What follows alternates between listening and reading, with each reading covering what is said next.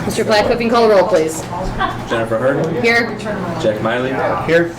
Belinda Grassi is absent but will be joining us. Yes. Tom Hack is also absent but will be joining us. And Steve Jeffries. Here. All right, will you please rise for the pledge? I pledge allegiance to the flag of the United States of America and to the republic for which it stands, one nation, under God, indivisible, with liberty and justice for all. On behalf of the board, I would like to welcome all students, staff, parents, and interested community members to tonight's Board of Education meeting. I would like to remind everyone that this is a meeting of the Board of Education held in public for the purpose of conducting the school district's business and is not to be considered a public community meeting. There is time for public comment during the meeting in the public participation section on the agenda.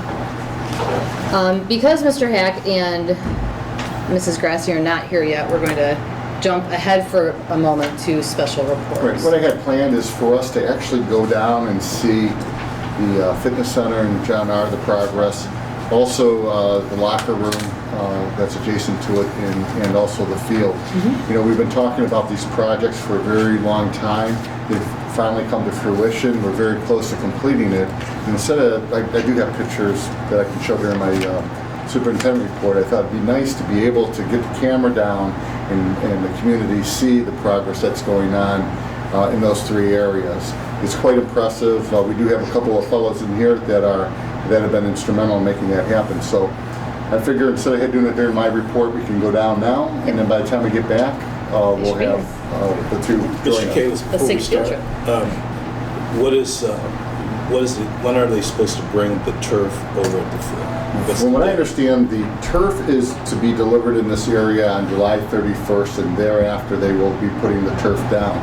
Now, I always asked Field Turf to make sure that it was done by the 16th, and I have an update to the board, a chronological list of what they've done and where they're going with it. They might be 2 days late on it, but from what I understand, even though they haven't groomed, if they don't get to grooming the infill, they still will allow people on it. They said it won't matter. Okay. But we're still holding out, thinking that they might have it done. They're worried about the rain. There might be a couple of bad days, but we're still excited about it. We're hoping to see everyone at Meet the Team tonight. All right, well, let's go take a field trip then. Good. There's really a buzz with all the projects that are occurring here at the Riverside campus. There are three major projects that are occurring. One is the JRW Gymnasium conversion into a fitness center. We also have a locker room conversion, and also our field will be artificial turf starting the 17-18 football, soccer season. And what we thought we would do is come down here and take a look at the progress that's been going on. We're currently in a board meeting, but we thought we'd take a little field trip down to the John R. W. Gym, take a look at the progress. This project was actually about 3 years in the making. We proposed to the Board of Education the need for better facilities for our student athletes. We had a weight room over at the field house on the second floor, and unfortunately over the years the floor was cracking up, and we thought it wasn't a good place to have a weight room on the second floor. So we converted, or we're in the process of converting this gymnasium into a fitness center where we're going to have weights on one side, a weight room, and an all-purpose floor on the other side with a very small basketball court. With all these projects going on, it was very important for us to get some insight from the people that are going to be using this. And one such person is Nick Schuschler, who's been a teacher for us for a few years. He's also a football coach and a physical education teacher. And he really took this project and ran with it. And he's going to give a little bit more information about the project and the progress. Nick? Sorry for where the project is. There isn't a ton to see right now. We are right in the middle of it. So what you are seeing here is the two distinctions from the floor. This being the weight room side, and actually where Mr. Hack is standing is where one of our student athletes would probably be lifting. Those are specially designed crash pads. So anytime that a weight would touch the ground, they will be in those designated areas, and the cement underneath is completely protected. Again, specially designed for a lifting platform. This whole side has inlaid ladders, inlaid crash pads with our logo in it. Just like all of the equipment that will go on this side, it is the best in the industry. We are looking at an amazing gym floor. This matches actually, if some of you saw Brush's fitness facility last year, this is the same flooring company that they have, but kind of a little bit of a step up from talking to the sales group with Spec Athletic. Our other side is our multi-purpose side. This side has proved to be quite the project. You're seeing the third layer of work that they've already done there. I know it doesn't look like much, but this is the third layer of sealing a rubber floor. This is going to be a capped rubber floor over here. And it's all going to be one gigantic poured piece. Much like the rubbery surface in the field house, it's going to be perfect for running, changing directions, housing all of our phys ed programs, as well as our after-school training, conditioning of the student athletes. So really, after school, we bumped up the places for our kids to train by 2.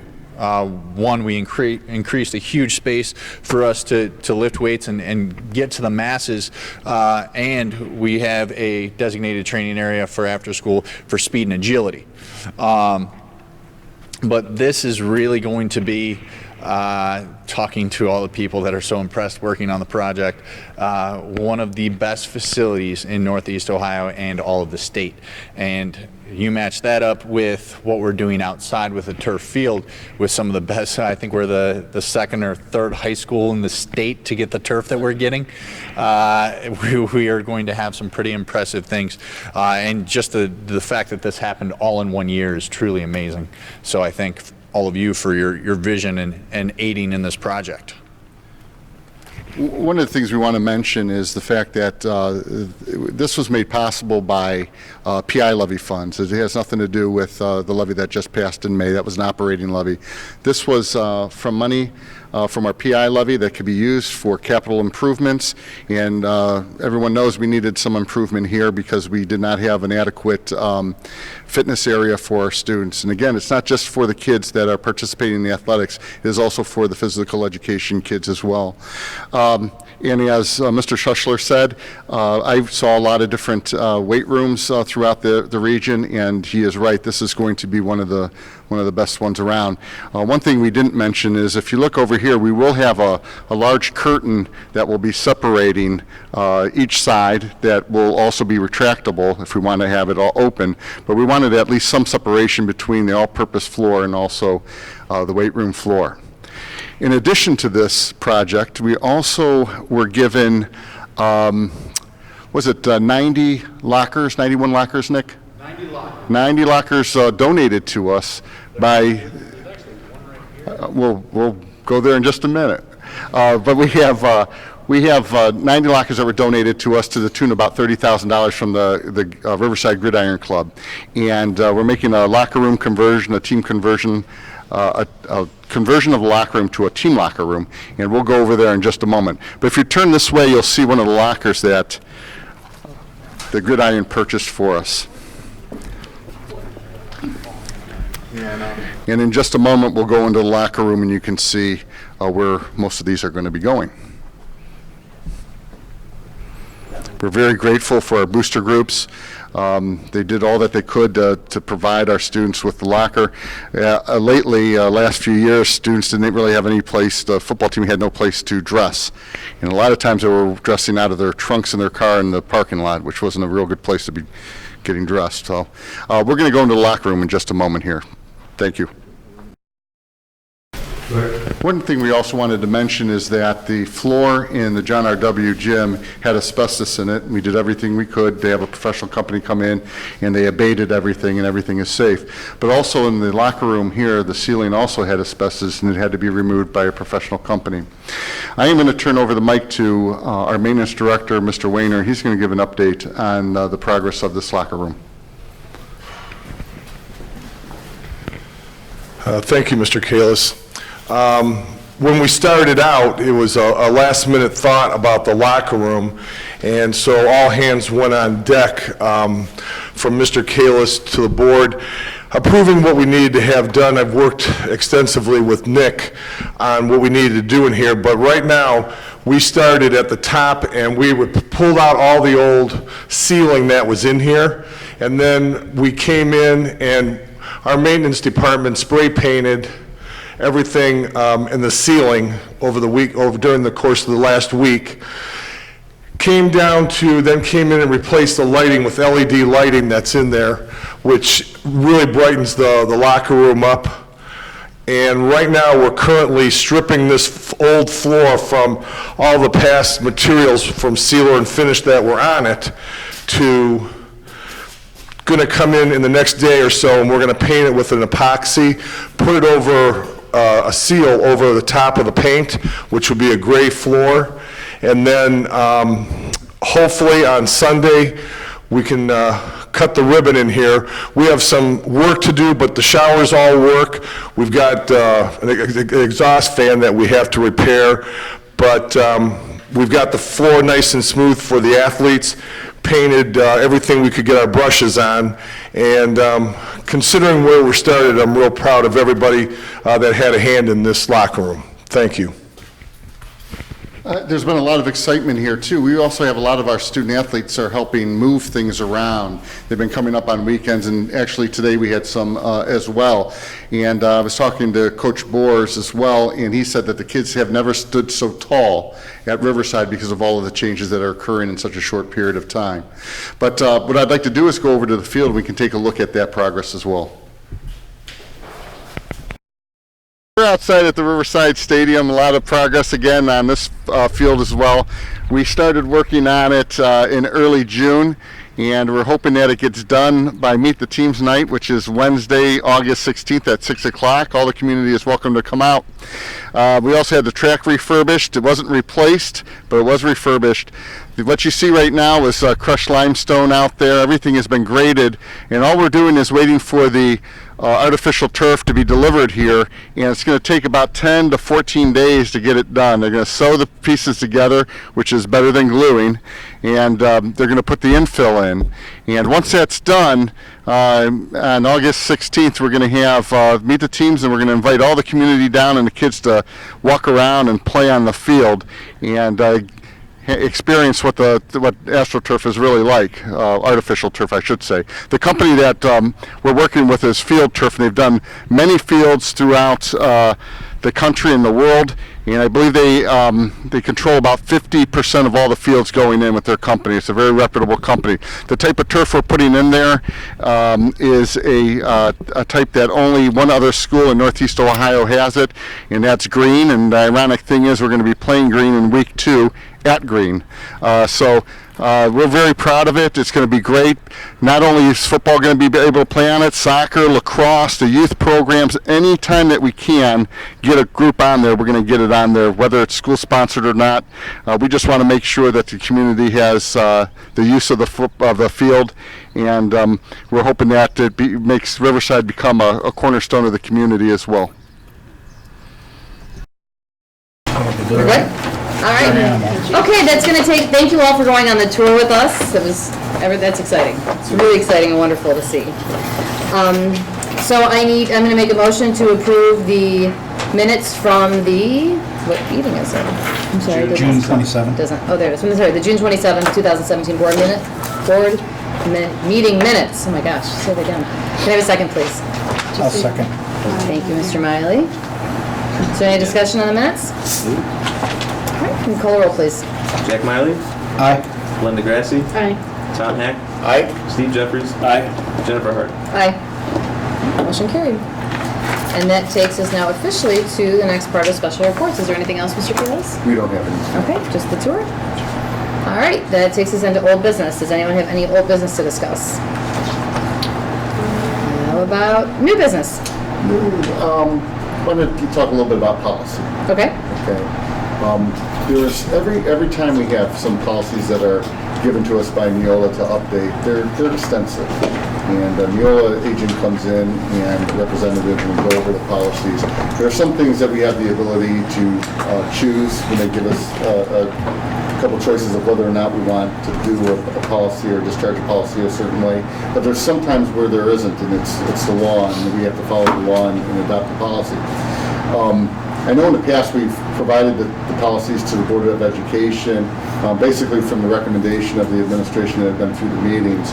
But it is extensive, and I think that there's somewhat of a concern with the Board of Education of really knowing what those policies are prior to the first and ultimately the second reading, where the board would adopt those policies.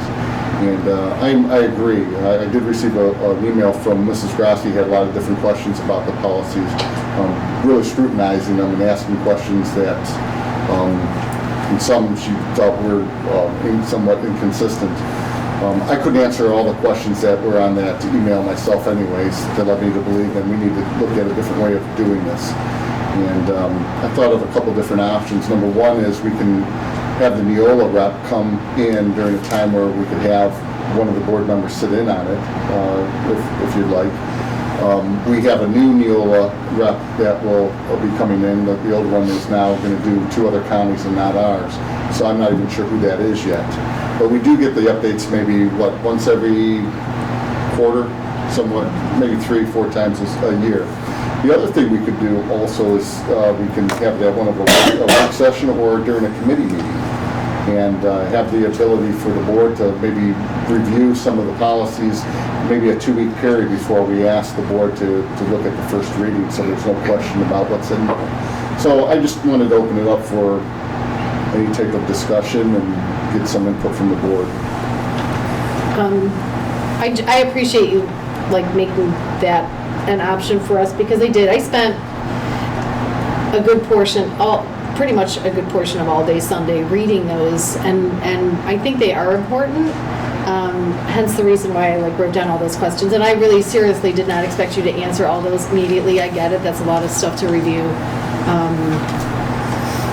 But that's one of the reasons why I felt at least that maybe we have a policy committee to review those things. Maybe we do get some sort of option to look at them, review them, and make those recommendations, or have questions and whatever, and have those answered by you or Neola, whoever that happens to be, before, it's just a lot of stuff to read. And I'm hoping that everybody does read them, because, again, I saw some inconsistencies, but it's just a matter of, I think sometimes the policies don't get all updated at the same time. Right.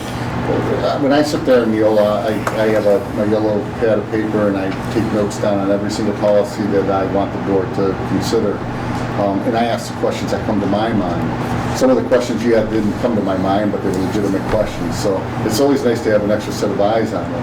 I don't want to burden the board with having to scrutinize every single policy that comes through, but I'm trying to think of something that's not as cumbersome, where if Neola's already coming in, is maybe maybe we can alternate or have someone sit on, not a committee so much, but maybe sit there with us and go through the policies like we do, and then ask questions that they might have at the table. I don't know, it almost sounds like it could be an adjunct duty for the curriculum and program committee.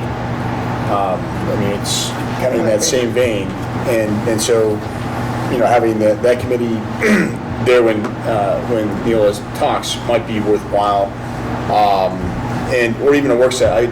A work session may even be better, just because we have all the members present, and there might be questions that the members of the curriculum board don't have. Maybe that's what we can do. I can have Neola come in and we can set up a work session. Again, it's going to be 3-4 times a year. Have them come in and we just go through the policies together in a work session. I think even when they're extensive pack that we get, Gary, what's it take? Maybe about 2 hours to go through them? Yeah. That's a thicker pack. But at least we'll all feel comfortable knowing what we're going to be adopting. I think that's what our responsibility is anyway. I think a work session would be the best way too, because the honest fact is that not everyone probably spends all day Sunday reading all the policies like Mrs. Grassi did. That's just honest. Right?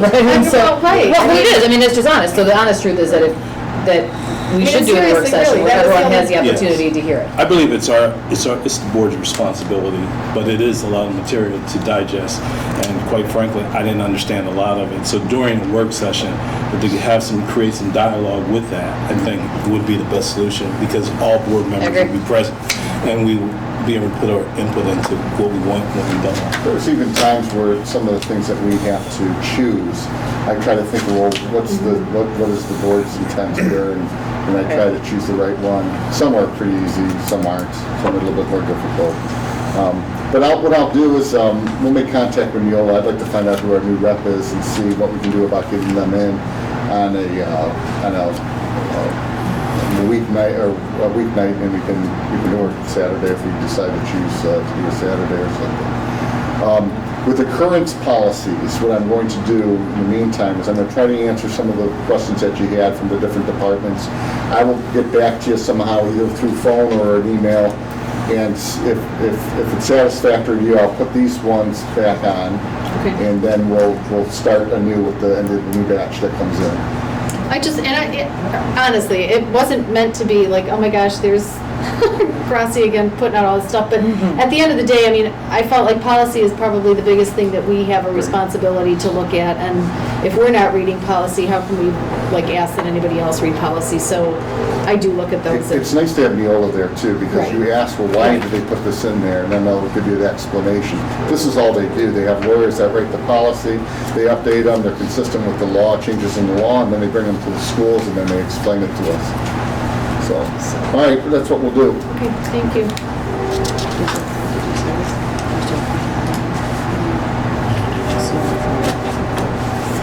Okay, is that it then for new business? All right, that'll take us to the Board of Education Committee and Liaison Reports. The first one is the Superintendent's Business Advisory Liaison. We have not met. I imagine we'll get that back up to speed once the new school year begins. That takes us then to curriculum and programming. And Booster, Mr. Miley. Okay, curriculum and programming, we're on our summer break, planning to get started in August. And with regards to the boosters, they are going to get started with their first meeting on August 17th at 6:30. All right, anything else? No, All that's right, it. Finance and Audit. Finance and Audit hasn't had a meeting since our last board meeting. And we can probably schedule one of those as soon as the school year starts, I would think. Legislative liaison, I don't have anything to report other than the sales tax holiday that is the first weekend of August. Thank you, Mrs. Grassi. Buildings and Grounds and Operations. We have not met since the last board meeting either, but anybody who's watched the video from the meeting can see that we have a lot of things going on. And beyond what we saw today in the gym, the locker rooms, and the field, there's also a lot of work going on particularly at Lamouth with some new cement and other things. But I would like to have a Buildings and Grounds meeting in early August just to make sure everything is primed and ready to go for the start of school. So that's all I have. Excellent. Personnel. Personnel Committee and alumni, we have not had a meeting recently, and I have nothing new to report regarding that. Those were easy. All right, that takes us to Superintendent's Report, Mr. All Taylor. right, so before I get started, Gary and I met, well, we didn't meet, we talked to Fannie and Howie on the phone, and there's been a lot of changes in the last time we spoke to the board about our building budget, and we're over budget right now with the two designs for the buildings, and the construction manager, Icon, and Fannie and Howie, we asked for them to get together and sharpen their pencils and do what they can to bring this down to a more manageable project. And I think a lot of what we saw because of the increase was due to higher estimates in terms of labor. There's a little bit of a concern that because there's so many projects going on in Northeast Ohio, that we might not be able to get masons, and if we do, we're going to be paying a premium on it. There's also an issue of material, the increase in material, and there's just a lot of variables out there. But I don't think, at least to my satisfaction, that the communication between the construction manager and the architects is real clear. And what we've done is we've expressed our concern about that, and we asked them to get together and put together one list of contingencies, costs, and estimates, and they've done that. And so instead of regurgitating what they are telling us, I think at least both owe us a presentation on what has changed. Now, in a nutshell, the contingency cost was reduced and rolled into construction costs. But I want the board to know what that looks like and where those contingency costs are coming from and how it's going to impact what kind of building we're going to have. They also did a reduction of the estimated unit cost for material and labor. But there's also a question now of whether or not they want to set a set amount for estimates, and anything that goes over that is not going to be their risk, it's going to be our risk. And my point to them was we hired a CMR just for that reason. And I'm not going to make that decision to change the way that this model is delivered or the service is delivered. So I think it's very important that with all these changes going on that they come in and they tell us what they have so far and give the board an opportunity to really scrutinize and ask some questions. The question is, I'd like to do it sooner than later. I'd like to do it during a work session, and I wanted to see about your availability. Gary was part of the discussion too. Gary, I don't know if you want to throw in your... Yeah, because I mean, we got our, we finished what's called the schematic design phase, where you lay out all your square footage and what the building is going to kind of look like. And then once you finish schematic design, they go out for the estimate based on what we've designed. And there's a lot of assumptions that go into that estimate because you just have a footprint, you don't have every detail of what it's going to look like. So the estimates came in pretty far over budget, and then that's when the going back and forth with our architect, our construction manager started, and over the last couple of weeks they've been working together to figure out, is the estimate accurate, where can we make some changes and try to get us within budget. And we've gotten down to a point where it's more manageable, but because there's been so many changes and the board's been in different discussions, some people have been extensively involved, some people have not really been involved, we want them to come in and kind of just present where we're at right now and kind of explain where we've been, where we're going, and are we in line with what we need to do. My concern is, before we started this project, we went to the community and we asked for a levy and that to generate the funds for the new facilities, and was supposed to be at that price. Now we're starting, before we even touch any dirt, we're already over budget. Right. I'm concerned about that because we're going to have change orders and we're just in the starting phase. If we're already over budget now, we're going to be extremely over budget. I believe Fanning and Hallen, our architects, need to come in here and explain before we put that levy on it that they promised that they could build these facilities for X amount of dollars, and now that has all changed. Right. We can't start out with the project over budget already. When we discovered that it was over budget, I had some discussion with Bill Prentice from the OFCC, and it is his estimation that this happens on every single project. He said we're on the high end though, but right now they've reduced quite a bit to the tune. Right now they believe that we're about $700,000 over on one building and $1.3 million on Madison Avenue. And there are still some other ideas they have to bring it down. They think also the fact that we might be able to realize some cost savings on bid day as well, because their estimations are kind of high. And they have all the estimates in there with prevailing wage. And when they were talking to us, we're presenting here, some were going to be prevailing wage, but they didn't think all of it would be. So they estimated it with all the prevailing wage, and that's what drove the cost higher. Now there's some discussion again, do we go with a metal frame building, do we go to masonry building? The numbers that I just gave you, they did not go to a steel frame building, so we still have the masonry building. From what I understand, that's a better quality building, Yes. So we're not going to compromise on that. We are going to end up with two very nice buildings. We just have to get there, and this is part of the process. Not to alleviate any of your concern, I know there are some things that we need to look at. But again, we promised the community we're going to give them two quality buildings. That's what we're going to get. if it takes us a lot of discussion with them and arm twisting, we're going to get there. Yeah, and Mr. Jeffrey's concerns, I mean, we sat down for hours with Icon and Fanning and Howie. We had our David Riley, our legal counsel there, and, you know, we discussed those exact concerns, and, you know, the biggest challenge is just the unknown of the construction market with all of the different projects going on. And I think Mr. Riley said there's about $1.2 to $1.4 billion in school construction just happening in Northeast Ohio with all the bond issues that have passed. And so there's a lot of unknown of what that's going to do to prices. And so they're estimating, they've been conservative and estimating it's going to. Yeah, when they deliver that model of this, a construction manager at risk, of course, they're going to aim a little bit higher, because anything that's over that, it's on them. They're going to have to absorb that cost. So they're just doing what any business would. They're going to be real conservative. They're going to put it up here because they don't want to get caught with having to pay for something that they think the school should. You talked to Willoughby Eastlake as well, did you not? I did. They have the and same issue? They did, and to the tune of about 16% over budget as well. And they went through the same process Right. too. They had a meeting with ICON, they talked about their concerns. There was some value engineering things that were changed a little bit, not compromising the scope of the project or the quality of the building, but they got to their number. But it takes some pushback here and there, and that's what we're going to do. You really don't know until the bids come in what's really going to happen, and that's part of the challenge. And So I did have a chance, and Mr. Miley had a chance to sit down on some of the meetings that we had where these concerns were raised, and we were on a teleconference, or I was on a teleconference with everybody on Friday.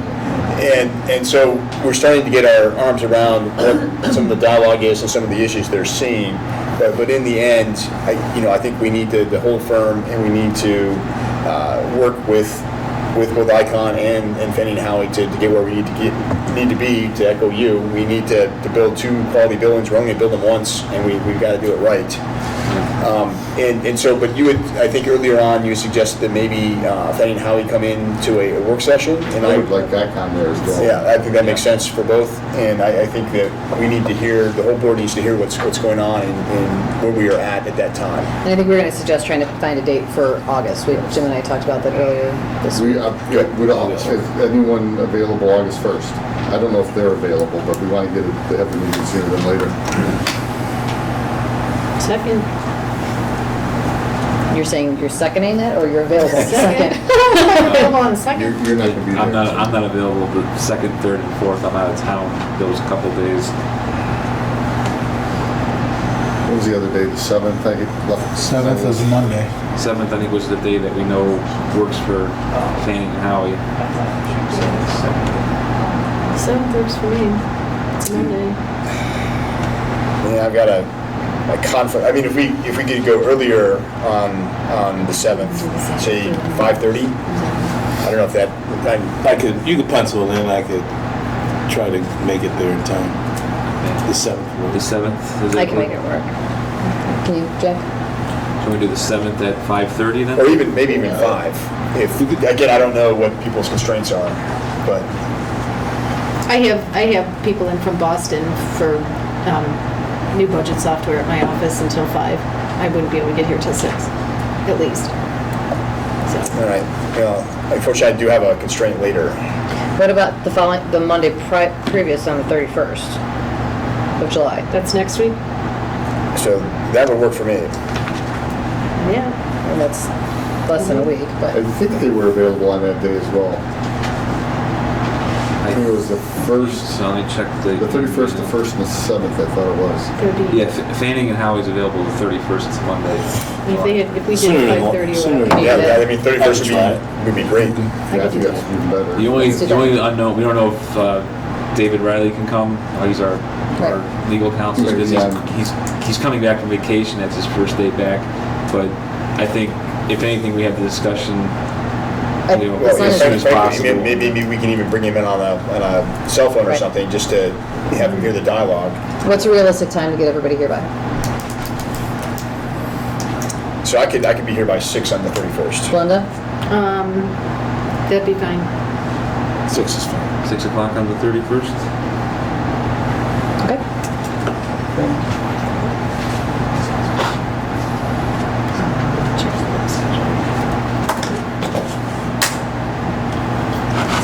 Fanning How we can be there.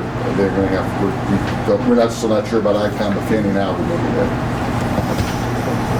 Tell them if they're not there, we'll just decide for them. Yeah. Right.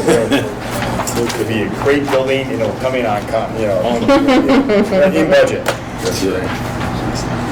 Okay, just a couple other items. I know that the board wanted to see some schematic design, and our design team has been meeting for quite a while here. But these aren't the greatest renderings because they're very small and kind of technical, but you'll understand the basic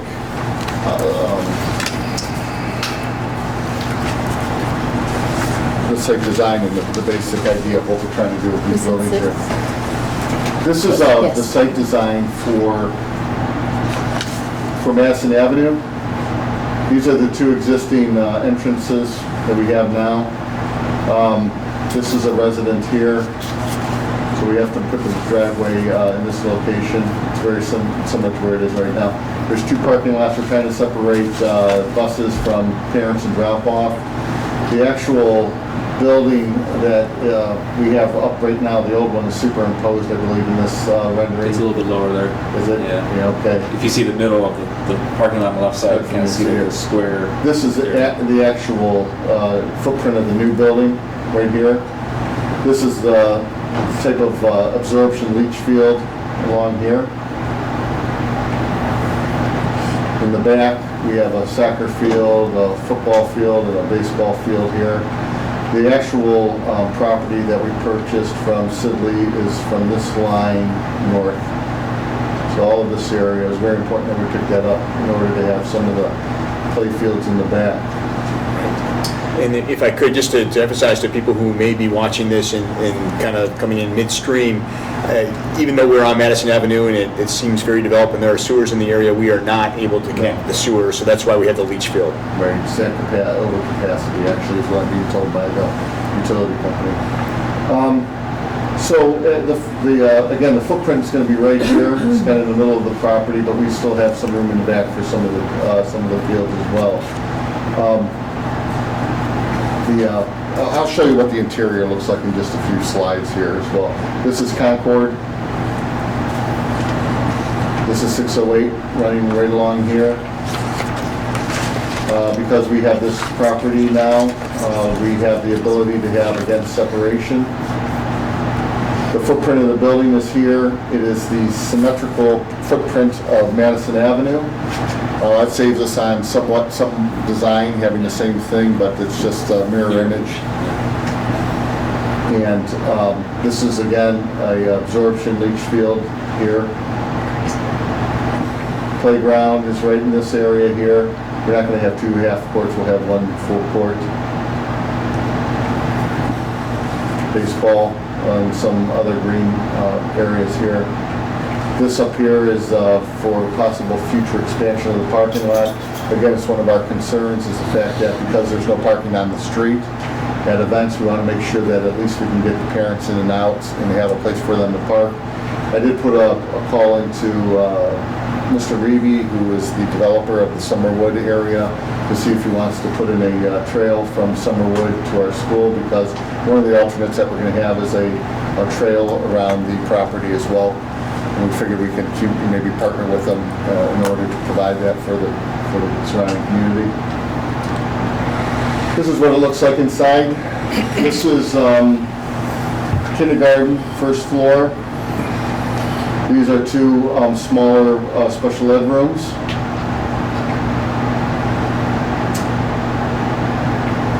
This first grade, second grade. And if you look closely, each one of these pods has an intervention room and a common area, and you can look out of your room and keep track and see kids that might be working in that area and independently or in a small group. It's a gymnasium here. This is the main entrance office area. This is the cafeteria. This is the gymnasium. There's a retractable wall here so we can expand on larger venues. This is a small stage here. Cafeteria, food service area, and Second floor are the upper grades. This is the 5th grade here. It's not necessarily in a pod, but we have lockers for those students. And then the 3rd and 4th grade up in this area, same idea with the pods. I don't know if you want to expand on that, Melissa, about the smaller learning places or anything else. You were very involved with that. There'll just be environments for teachers and students to use to do smaller groups or to work among the classrooms together. And each of the classrooms will have a window so that kids can be out there and still be seen from either place. Also on the 2nd floor, we have an innovation lab and also a media center as well.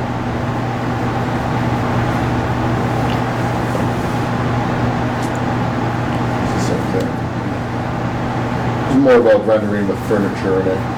We haven't decided what kind of furniture, what kind of configurations. We haven't talked about finishes at all with the buildings. This is just a rendering. This doesn't necessarily mean it's going to be like this, but this is something, after a little bit of discussion, what it might look like at an entrance area. Another exterior rendering. Some of the things that they talked about in terms of value engineering to reduce costs is maybe not having the gym ceiling this high. We're following the Ohio High School Athletic Association height, which was at 28 feet. It was something. We were a lot higher. 28, somewhere. So that's another thing where we can cut some costs by bringing it down a little bit. Wanted to talk a little bit about our transportation situation that we're in. As the board knows, we lost Lisa Shirky to another district, and we're right in the middle of trying to create and restore our transportation, create routes. And we did give a proposal to Painesville City to see if we could have Jim Haffer, our former transportation director, come back and help us out because he's very well versed in EduLog. He knows our staff, he knows our community, he lives in our community, he knows our routes, and he was actually helping us. And the Painesville City Board of Education voted the proposal down 3-2. I did send a letter to him on Saturday. I copied it to the Board of Education. I did get a response back yesterday from Mr. Tackett, the board president, in a very nice letter. He basically said that it's his understanding that he voted actually for the proposal, but his understanding that the body, the board itself, was kind of concerned that you're taking someone who's a business manager over there and then he's picking up transportation directorship at Painesville City and also at Riverside, and they didn't want him overworked in that capacity. They have a lot of confidence in his ability, but they just didn't know how successful it would be when you're putting 3 jobs on him. So we did make another proposal to them. We sent it out today, just asking for some help in August from HAFA, and that if Painesville City wants to continue shared services, that we would have him work for us in August, help us get those routes ready, and then reduce their share of shared services for the 2017-2018 school year. Right now, they roughly pay about $28,000. And that we would reduce that amount by $5,000 if Jim would come in and get us all set for the 17-18 school year. If they don't want to have shared services, we still ask for his help to the same amount of $5,000 for August. And if they don't want that, then I would be coming to the board and asking if we can use him as a consultant, have him do the EduLog work after his work day at the city for the month of August and do it at his house by letting him have access to our system. And I would feel very comfortable doing that. In the meantime, we are reaching out to the people that applied for the position, and we're setting up interviews to have a new transportation director in place by, hopefully sooner, but by September 1st we're hoping. And that transition can be seamless from Jim Haffa to our new transportation director. I just wanted the board to know what I sent out and hope that we can support at least one of these options. I think they want to work with us. That first proposal wasn't, they didn't like it. The three board members didn't want to do it, so hopefully this will work.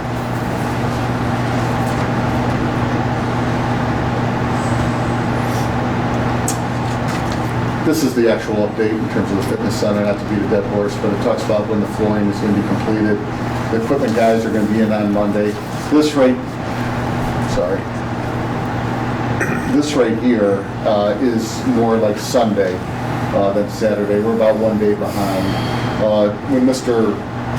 Wayner said it was last minute, the flooring may have been last minute, the type of flooring that we're gonna have. This has been planned out, the project has been planned out, but we've been struggling with what kind of floor we want to put down. We want to be cost effective. We want to put something down that's going to peel up. We did talk about nature stones, but that was expensive. So we're going to put an epoxy down. We just didn't want to put down the brand new lockers, only to have us try to paint around them or have to remove them to paint the floor. So be it. We're a couple days late, but we're going to have at least the floor down, and it'll make more sense that way before we attach them to the floor. These are just pictures. You already saw this. This is just a few days ago, actually. Just a rendering of what it's going to look like. All these machines, these racks are connected to, and it makes it a lot safer when the kids lift. But you don't have racks freestanding that can tip over. They're all attached to each other. These are the same equipment that Painesville City has when we toured theirs. Very nice quality equipment. Locker room. Already saw that. These are the guys putting up the lights.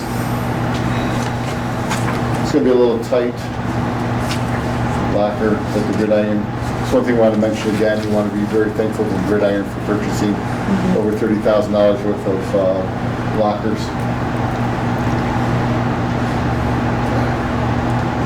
I wanted to make mention about the tree. I know you guys just think I'm crazy, but you have to understand, Mr. Wayner can tell you, I hate cutting down mature trees. I think it looks when anyone talks about Riverside, they talk about how nice it looks with the trees and the type of architecture we have and everything else. Every so often, Mr. Wayner will come to me and talk about, we have to take down a tree. And then we talk about all the ins and outs about the tree and eventually take it down. We had to take down some trees over at Buckeye as well. Well, this tree looks pretty healthy, but it's not. We had a resident call and talk about how the tree was split in half. And well, if you get up real close to it, this whole area is split, and if you can peer inside, and a lot of it's hollow. And we're concerned about it because it is a mature tree. We have a lot of kids walking around, and I was going to ask Mr. Wayner to have an arborist come by and tell us what they think. But at this point, getting up close to it, looking at it, it really needs to come down. I talked to an arborist today because I knew you wanted one on site. He'll be meeting me next week, and I'll give you his report. Okay. There's another one actually on the driveway here that has softened on the bottom too, and the bark is missing. So we're having to look at those two trees. The reason why I bring it up is anytime I take one down that's in public view, I get calls. Even when we're cutting down some of the weeds in the back. I just want you to know that while this tree might come down, we did everything we can, obviously, to keep it up, but you might be getting calls as well, but I guarantee you I'll get a call. Can we plant a new one?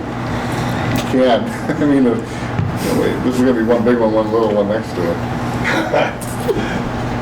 So, I'll have a final ruling though on Wednesday. that'll be our next field trip. That'll be our next field Yeah. trip. Anybody that would like to go on one of those trips with Mr. Kalis and myself is more than welcome. He can tell you, I really don't. That tree was actually our torch run.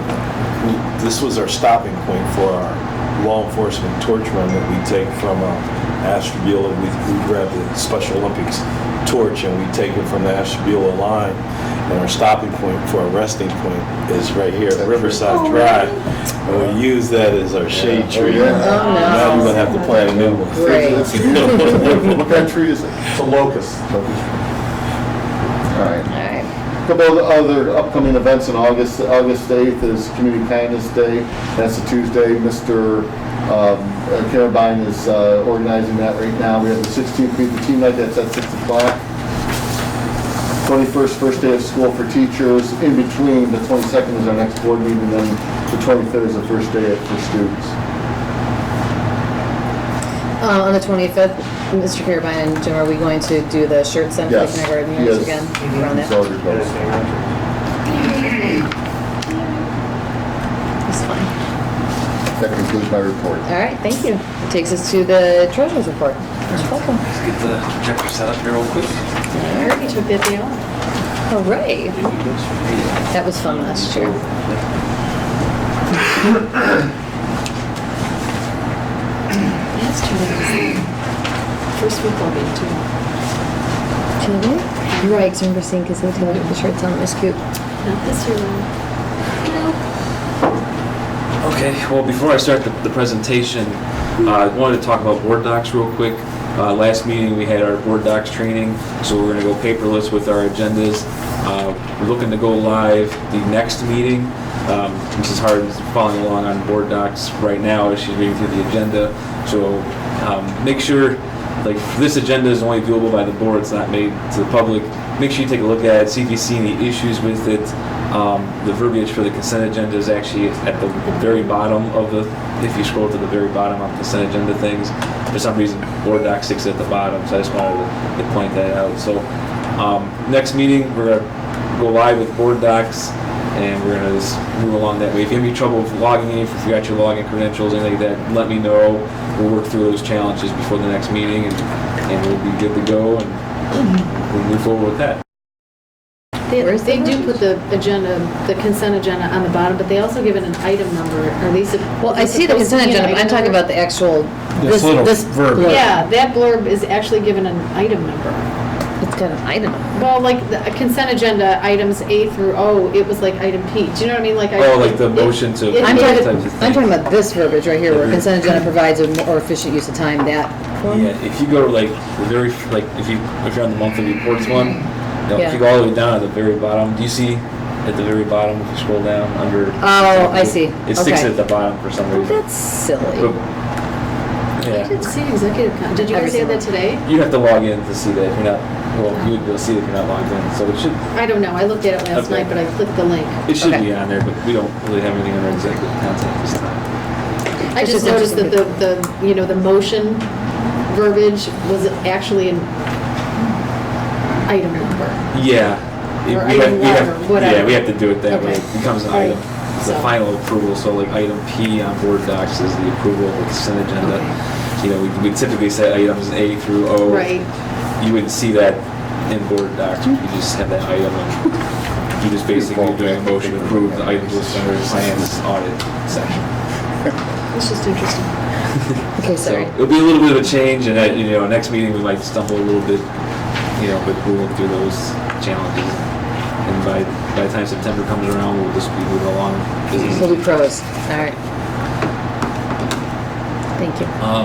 My first slide is just a reminder for me to talk to the board about the OSBA Capital Conference is coming up before you know it, November 12th, 13th, and 14th. They've actually shortened it by a day, so now it's just Sunday, Monday, Tuesday. It doesn't go into Wednesday like it has in the past. Makes sense. Just want to mention that Riverside's doing two presentations, one called Building Your Pre-Construction Shortlist on the 13th, 11 a.m., and Setting Up Your District Foundation the 14th at 1:30 p.m. We will need to board approve at the next board meeting a delegate and an alternate for the annual business meeting. So if you guys can get back to me in the next couple weeks of who's able to attend the conference, and if you're willing to be a delegate or an alternate, I think Mr. Hack was the delegate last year, and Mrs. Grassi was the alternate, I think. But you didn't have to go because I didn't have to. Mr. Hack was able to go. So, hopefully it's somebody different this year. And it's nice that they've shortened it a day, so you're not missing your other job or being away from home for that extra.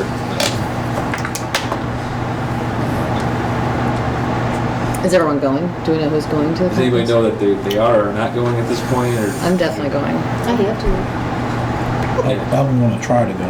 My schedule's Monday's my incomplete plan. right now, but I'm not sure right now. Yeah, I'm up in the air as well. Okay. It's just nice that we're giving a presentation. Yeah. Yeah, we're both moderators too, right? Yes. It's really fair.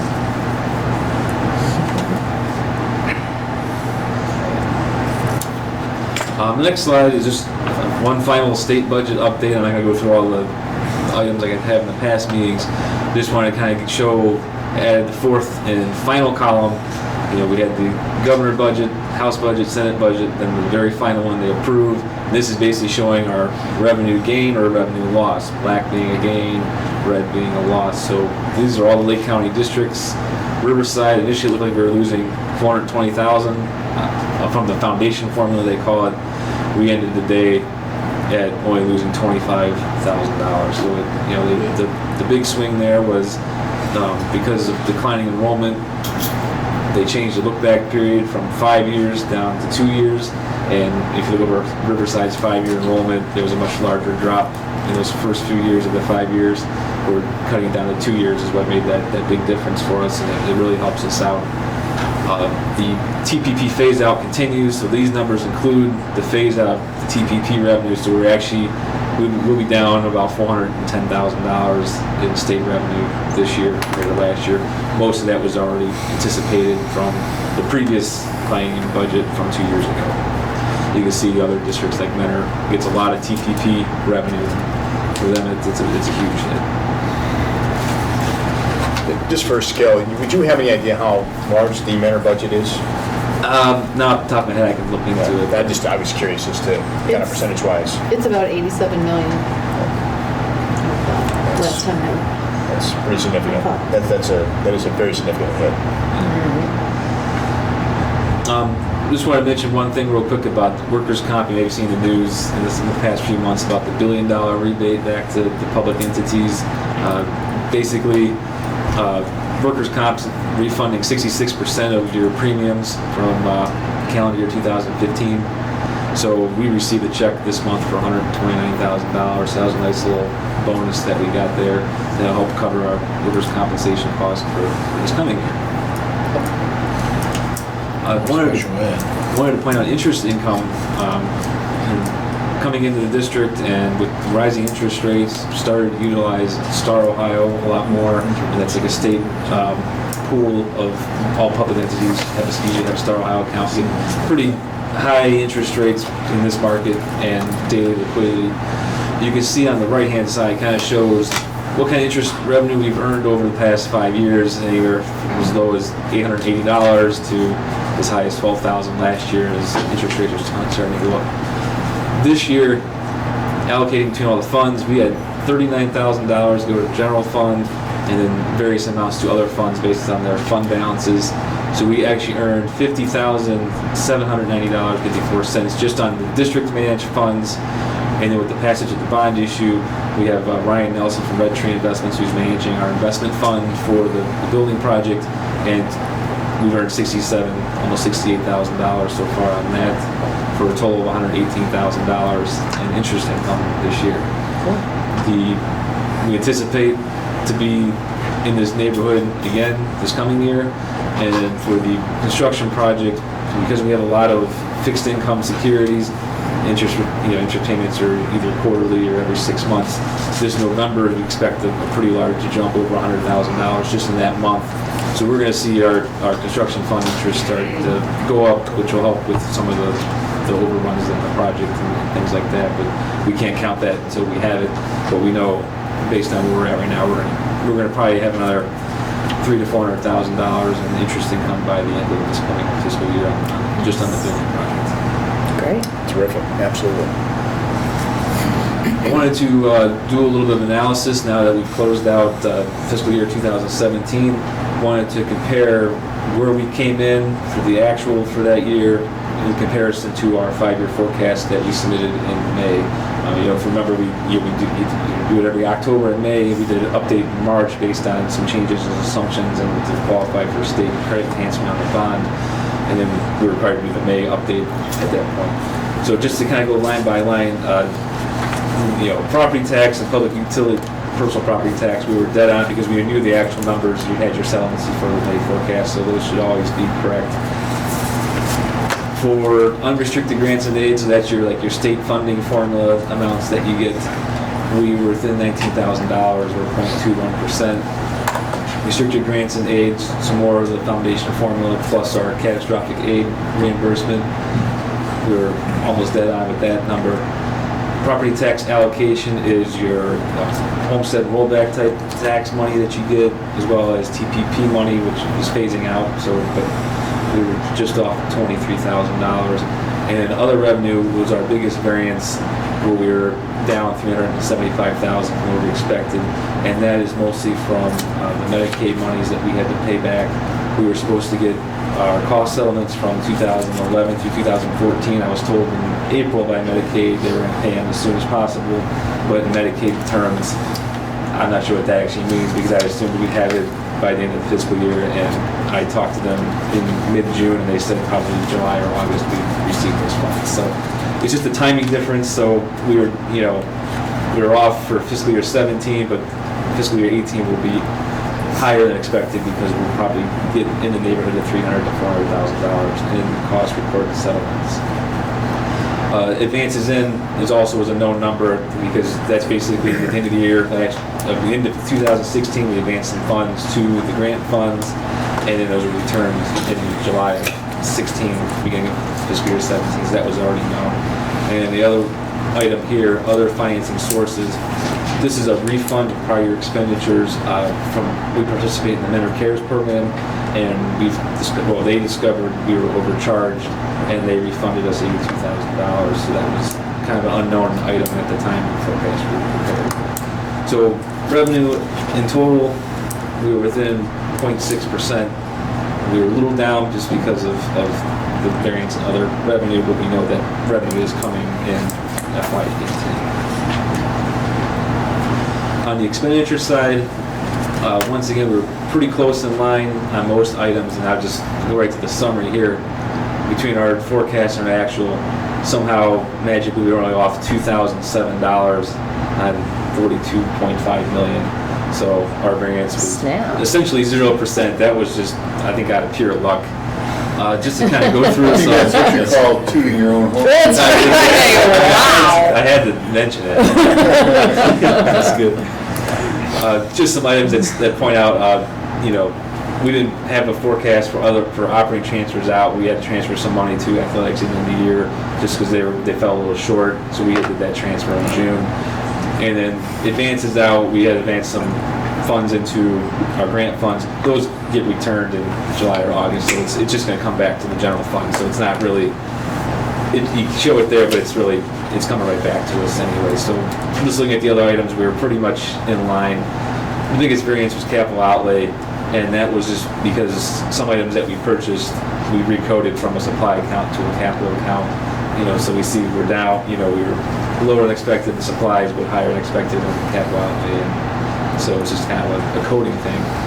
So just looking at cash balance at the end of the year, we are about $250,000 lower, mostly from that revenue item that we mentioned before, but that's going to offset itself going forward. So it's really, we were pretty on target with our May forecast with where we came in line with. And then we'll do another update to the forecast in October, which will be part of the Great.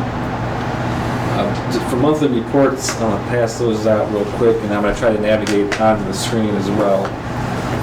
So I'll get these passed out to you. And just go into just a little bit more detail on our results for the year.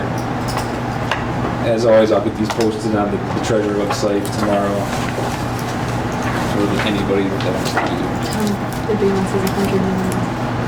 It's 100 million. Oh, so 3%. Thank you.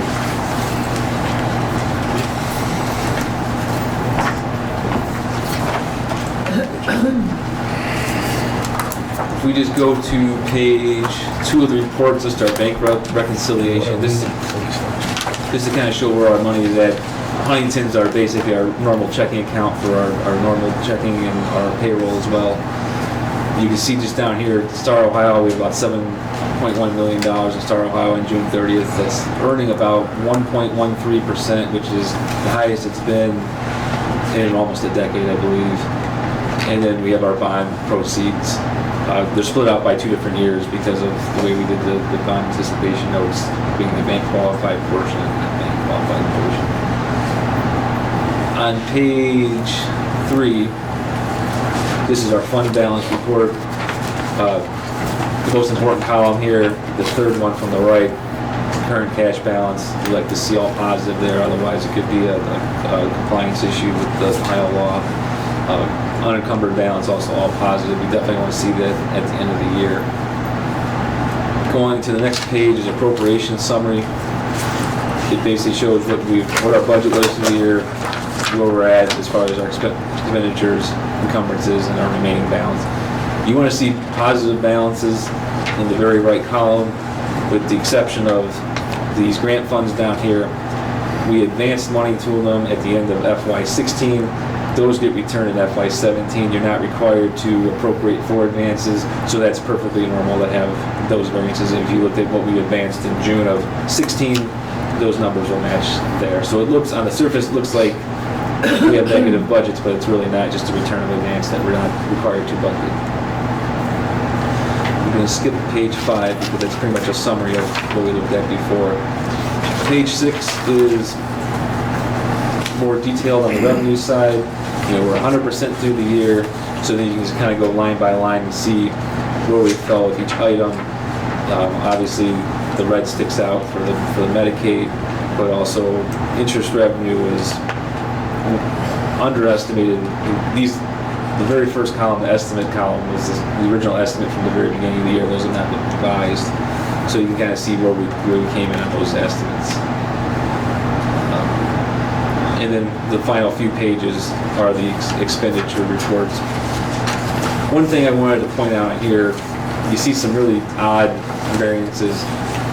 What happens is when we put our budgets in for the year, we put our budgets, we put in our salary budgets. At the very end of the year, you run a report, or you run a program in our accounting software that kind of breaks out what was sick time, what was vacation leave, and those different leaves, jury duty, things like that. And we don't budget for those per se, because we're budgeting the entire salary in those salary lines, because the person's going to make a certain salary. They're going to use vacation time, but you can't really predict like sick time, how that's going to fall out. So it's budgeted for in the salary line, but when we run that process, it breaks it out into those additional lines. So you see like 121 sick leave, 122 personal leave, 123 vacation leave. We really didn't have a budget. Somehow we had 500 and a couple of them, but we really didn't budget those. It just pulled it from like 111, 112, some of the other lines. We budgeted for it in the salary because that's known, that's predictable. Vacation time's not, but it's already covered from those other lines. So it makes this report kind of muddy to read on the June report. If you looked at May, all these 120s and for leave time and 150s for leave time, you wouldn't see any actual for the year because those amounts have not been adjusted down from the salary lines above. So I just wanted to kind of point that out. I know it's a little weird to understand, but we see these big variances. It really wasn't anything that we didn't anticipate just because of the way we budget things. Everything else, for benefits came in at 97.1% of what we expected. Contracted purchase services, contracted services came in at 87% of what we budgeted. Supplies came in at 75% of what we budgeted. Capital outlay was over, as we mentioned before, from some of those recoding issues, and then debt service came in pretty much on target.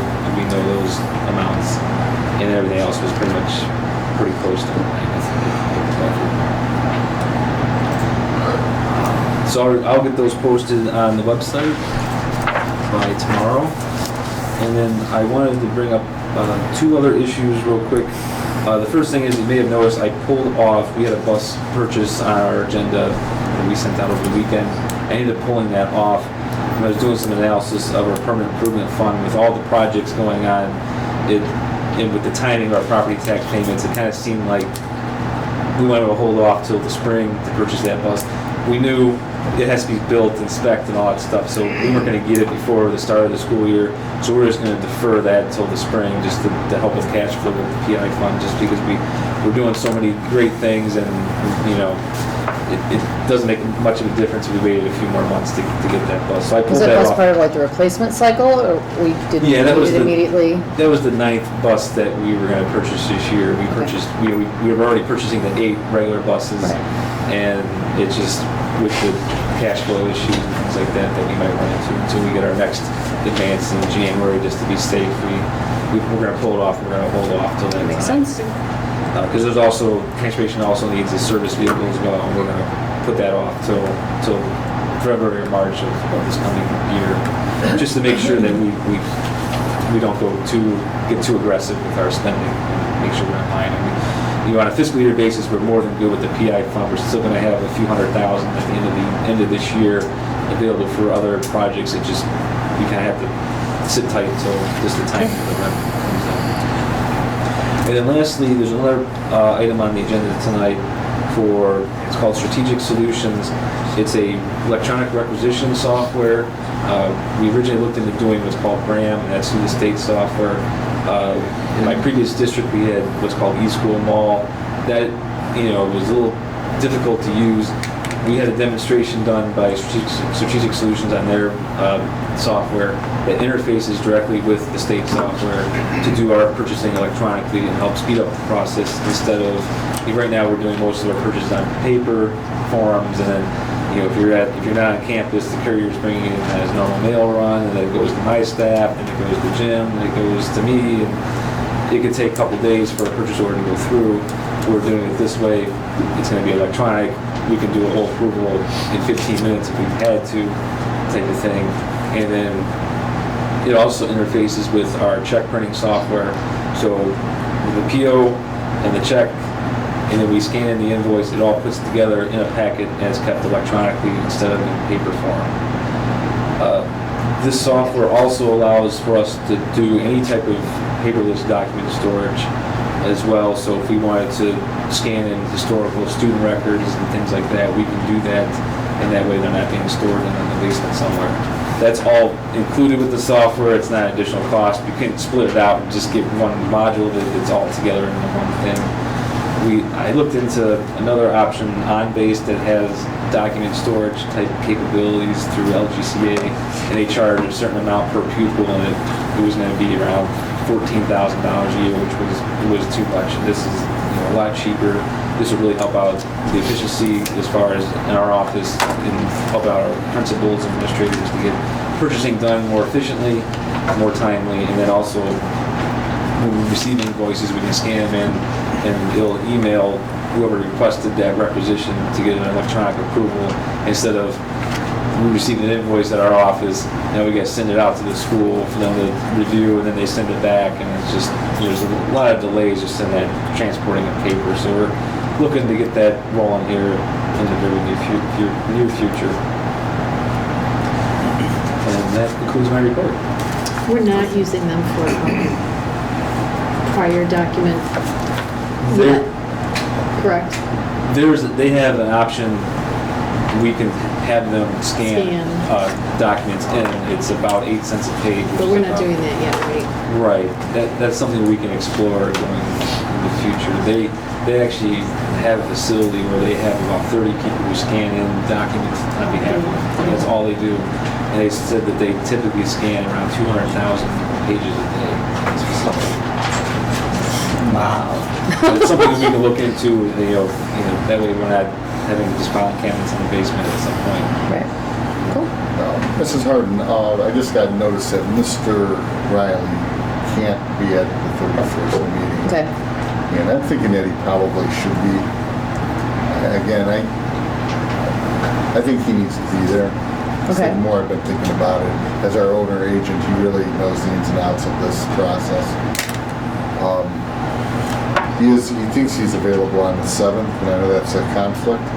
If you give me some time, maybe I can get a couple more dates and see what we can do.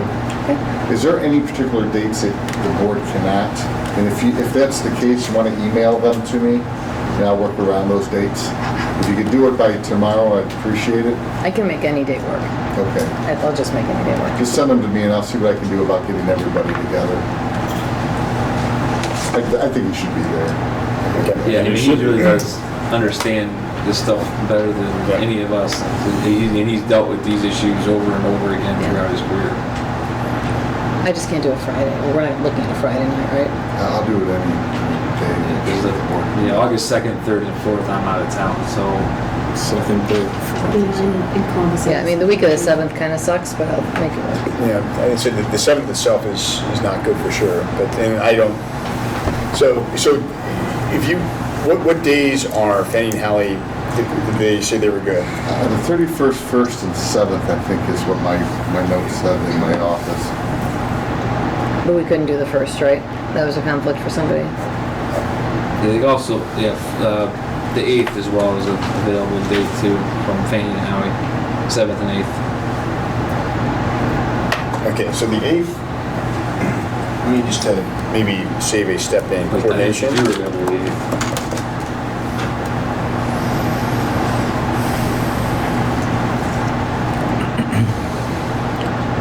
So did somebody have a conflict on the 8th, on the 1st? Did you have the? Did you have Were you the one that couldn't do I it? have If class class. on, I have class on Tuesdays and Thursdays. The week of the 7th, I can only do Monday or Wednesday. Okay, And I can't do those days until after like 6. Because I've got people in from Boston that weekend. Right, for you to do the 7th, you need it to be earlier though. right. So that's an issue. So, I'm sorry, Mrs. Grassi, the 8th and 9th do not work for you that The week? 9th works for me. The 9th. But it just, Yeah. like I said, I can't be here till at least 6. Okay, I won't be in town on the 9th. Why'd you ask her that? No, that's why I have my calendar. That's why I keep a calendar, so I don't have to remember.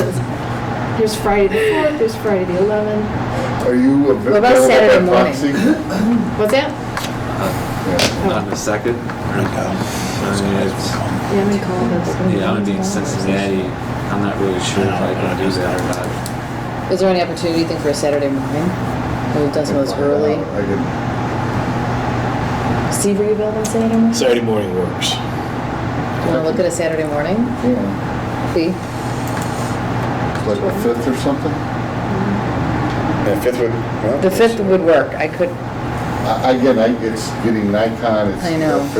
Fanning, Howie, all of us. why don't you get 3 dates from them and shoot it out? Yeah. I will, I'll Okay, find and it. then I'll just text everybody when the email comes out, so everyone make sure they jump on their email. and August is respond. going to be tough for all of us to meet because if we get the majority of the group, I think that would be enough. yeah, I think we might have. That's going to be probably the best solution. I don't It think might be- I don't think we're going to be able to, in August, to get the whole board because of our time restraints. So the majority. The longer we put it off, the longer we delay everything. and- Right, I think we just need So much going on before the 16th, and I think it should be before that. Yeah. Yeah, Sooner the better. unless we meet without Riley, which, I you wouldn't know, do the, that. This type of meeting, I would not. right. All right, well then get like 3 dates from them. Yeah. Figure it out. All right, is that it, Mr. Placco? Yes. All right, that takes us to public participation. Anyone wishing to address the Board of Education will be recognized by the board president. Speakers are requested to identify themselves and their topic. Comments are limited to 3 minutes. Does anyone have anything? All right. What? Oh. All right. That takes us to the consent agenda. A consent agenda, thank you. A consent agenda provides for a more efficient use of time. Any board member can remove a consent agenda item to be discussed and voted on individually. Finance and audit. Motion to approve the items listed on the finance and audit consent agenda is recommended by the treasurer, items A through O. I'll second. Thank you. Is there any question on any of these? Then can you call the roll? Linda Grassi, Aye? Tom Hack, Aye? Steve Jeffries, Aye. Jennifer Harden, Aye. Jack Miley. Aye. Did we want to read the donations? Yes, are they in? Did you want to read it from here? Okay, so, just to thank again for donations for this month. We had a donation to nutrition services for Riverside Elementary School lunch programs from the Village PTO of the Goddard School.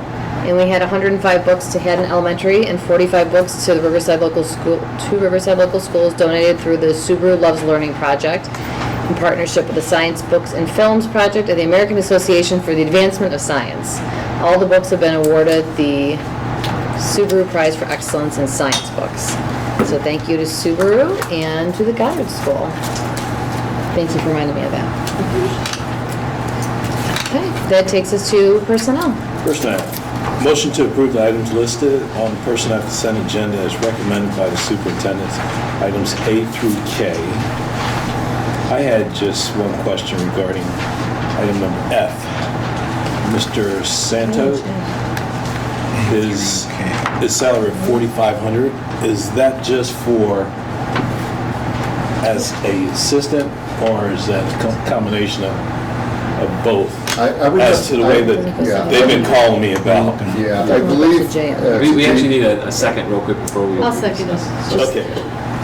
I would have to look at the negotiated agreement. It's one or the other. It's not both, but since we've had our cuts, since I think 2010, we've had one varsity coach, one JV, and they help each other out throughout the season. Okay. Yeah, it definitely wouldn't be a combined amount, because it's based on $37,000 base pay and times a certain percentage, and that's about, without looking at it in detail, it looks like that's about in line with where it would fall based on years of experience. Okay. Any other discussion? Mr. Black? Yeah, I just want to say that we're under the resignation areas. We're losing some great people. And I appreciate everything they've done at Riverside Local Schools over the years. Donna was a personal friend of mine in transportation. She helped me a lot as a principal. Always a go-to person, probably knows transportation better than anybody else in this district, and it's going to be a huge loss. And I feel very saddened that she felt that she needed to go in a different direction. How long was she employed here? 25 years plus. And we're losing a big asset with Mr. Glavin, but I wish him well in his new endeavors. Yep, he'll do fine. Okay, anyone else? No, I'd just like to welcome Mr. Orlando and Mr. Lewis, who are here today Oh, yeah. to Lamuth and up to the some bios. high school. Let's hear We were them. waiting for that. You're going to do the vote first? Yeah, or- vote Sure. for this, make it official. All right. We'll call the roll, please. Tom Heck, Aye. Steve Jeffries, Aye. Jennifer Harden, Aye. Jack Miley, Aye. Linda Grassi. Aye. Mr. Kalis. All right. All right. We'll start with Give Mike us- Lewis. Mike, if you want to come up here so we can get a good shot of you with the camera. Mike has spent the last 17 years teaching English at Eastlake North High School. Prior to being at North, he also taught at Crestwood High School for 5 years and Maple Heights High School for 2. During his teaching career, he has also spent a great deal of time coaching baseball, football, and ice hockey at the high school level. Outside of school, you will most likely find him driving one of his daughters to dance or running on a trail preparing for his next ultra marathon. And I asked him, I said, is that real? I mean, we had to stretch before we went on our field trip over here to run an ultra marathon. Yeah, he makes his home in Garfield Heights with his wife Denise and his 2 daughters, Hannah and Madeline. We'd like to welcome Mike Lewis as our new assistant principal at the Riverside campus. Welcome. How long is your race this weekend? 100 miles. Okay. That's ridiculous. Wow. That's nothing. Is that running? All running? Yes. No biking, just run. Mr. Running? How long does that take? There's a 30-hour time limit. I hope to do it in just a shade under 24. Where is it? It starts at Squires Castle, Welby Hills. Oh, I read about that. Goes Okay. through all the metro parks and ends up in downtown Cuyahoga Falls. All right, awesome. Good luck. Good luck. So for me, it would have started at Squires and then And then right at the edge of the best part. Mr. Orlando? Good thing Hillcrest is close. That's awesome. I don't get that. You don't get that? Mr. Orlando most recently served as business manager and technology director of the Buckeye Local Schools in Ashtabula County. Nick has also been an elementary school principal and assistant principal at both middle and high school levels at Buckeye. Prior to becoming a principal, he taught 5th grade and also worked as an adult education administrator and director of workforce development at the Ashtabula County Technical and Career Center. Mr. Orlando is very community-oriented and has been elected an official in his hometown and currently serves on the Lake Erie College of Education Advisory Committee.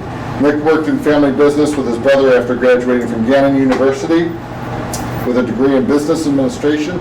He holds a Master's of Education from John Carroll University and a Master's in Educational Administration from Youngstown State. He and his wife Lori, who is here today, are proud parents of 4 adult children and 2 grandchildren. Mr. Orlando is very excited to become part of the Riverside Local School District and looks forward to returning to building leadership to work with students, staff, and parents of our community. Welcome. New Duluth Middle School principal. Excellent. Very good. All right. Welcome, both of you. That takes us next to buildings and grounds. All right, motion to approve the item listed for buildings and grounds, a consent agenda as recommended by the superintendent. And it just looks like item A. I'll second. Thank you, Mrs. Grassi. Is there any discussion? Are we just getting rid of that? Yeah, it's just, We already did today, so I don't think passes. Some of it went to Fairport Harbor, some of it's being scrapped, and some of, just maybe a couple little items might be left up in the mezzanine area, just in case anyone wants to. It's nice that Fairport can use it. Yeah, so. Yeah, absolutely. All right, any other discussion? Please call the roll. Steve Jeffries, Aye. Jennifer Harden, Aye. Jack Miley, Aye. Belinda Grassi, Aye. Tom Heck. Aye. Motion carried. There's no more lifting underneath my office. It's gonna be so quiet I there. know. No. All right, that takes us to the Board of Education update. Does anybody have anything they would like to add? I would just like to welcome the students back to the campus on Monday as they start band camp and athletics, and welcome, and that just means school starts soon. It's like the summer's over, but I'll come back on Monday. One thing I wanted to mention that I neglected when we were doing the tour is the fact that, you know, the football field was made possible by a generous donation from Lake Health of the tune of $230,000 as well. Not all of it came out of our PI, but we have this partnership now with Lake Health. And I wanted to thank them as well. This is the results of our partnership together. Absolutely. Okay, anything else?